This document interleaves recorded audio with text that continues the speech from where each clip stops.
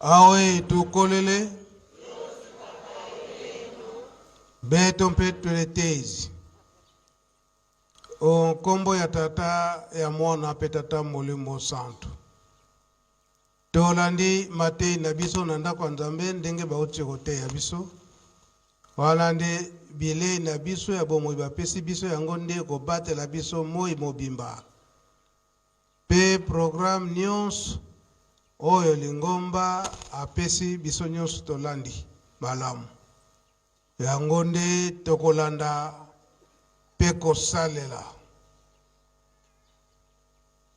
ndenge tata molimo santo papa Simo Kimbangu Nkiangani azali kosenga biso tango nyonso mabondeli totika te surtout awa na RDC maye oyo mazali koleka kuna na este tobosana te na mabondeli tango nyonso toza kolela na kombo ya papa Simo Kimbangu tozali pe kolobete mokili oyo ezali nde ya ye mboka ya RDC nde ezali ya papa Simo Kimbangu toloba kilobi ndenge bakangaka ye na 1921 bakeko fandisa ye kuna na Lubumbashi toyebi ete fleuve Congo ebandela kuna na Lualaba eza boye kuna na banana esika fleuve ekeko kota na océan de esika mama Kinzembo na papa Kisolokele bakendaki kotia bango ezali mayele ya tata Nzambe pamba te kuna na banana nde kuna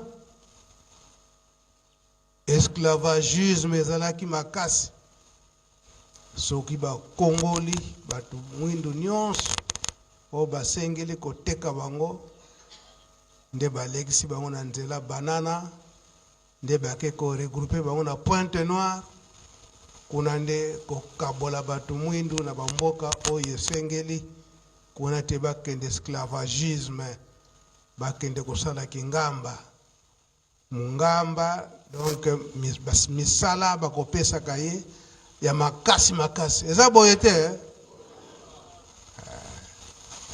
yango papa Simo Kimbangu tango basilisili kambo na bango wana na mama Kinzembo na papa Kisolokele koloba ete moto mwindo bakoki koteka ye lisusu te bakotekaka biloko ezali ya kolia oyo kosalisa biso kasi biso batu te yango papa Simo Kimbangu alobaka na biso batu yindo ya RDC Lubumbanzi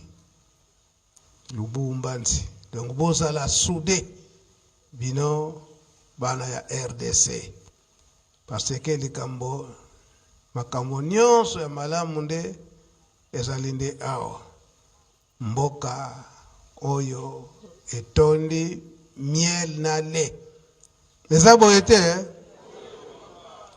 donc oyo maye mazali kosalema ezali nde makambo ya moyini batu bazali kokufa yango esika wana tosala makasi na mabondeli maye mazali koleka na este kuna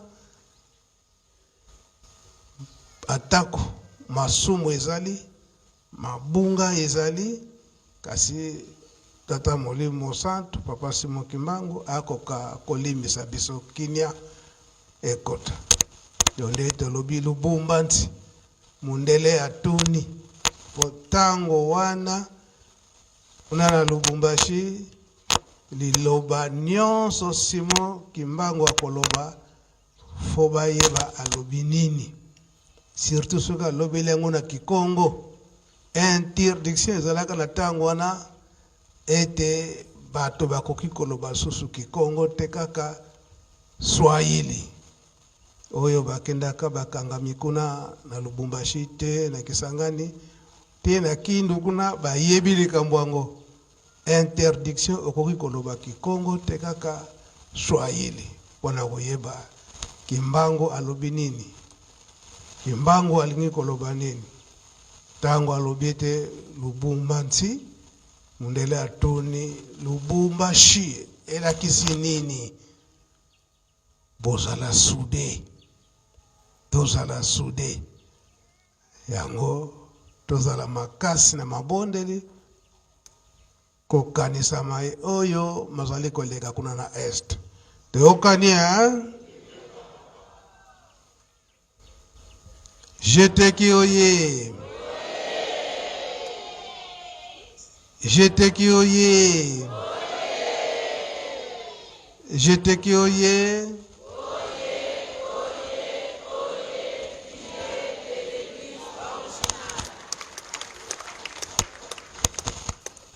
Topesana ki elaka ete lelo. Suite na biso ya Ntinsane. Eza boye? Suite F1. Eza boye? Bon, mikolo nyonso mibale oyeleki. Bana tata moli musanta salisaki musala. Lobibe musala esalami. Ndenge bakolobaka na Kikongo. Kinaluta kinaka antikaluta bengeta ko. Bengeta ruzeiko. Leonanto komi na suka te. Malamu lelo to koma na suka to silisa makambo manso po mituka toko yelaka ezali ya koluwe. Tozali pe bato misala yango lelo simba ya 3000 francs. Tozwi pause ndenge ba yebisi biso na 10 heures tozongi awa tosala misala nyonso ndenge esengeli. Musolo nyonso toyenda yango oyo yebi ete ezali pona kotonga Yerusalemi totie soki tosilisi soki ngonga malamu topesi bakupe pe topanzani. Mesuwe ezali ete tosala molende tosilisa manso lelo po ete tokozonga bisika toutaki. Tosilisi bona tongo lelo okombo tata mwana pe mulimo santo. Amen.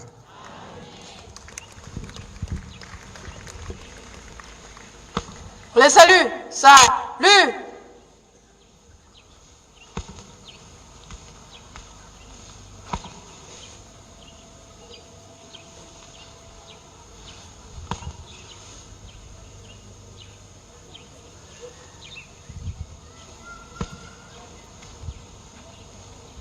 Main fixe.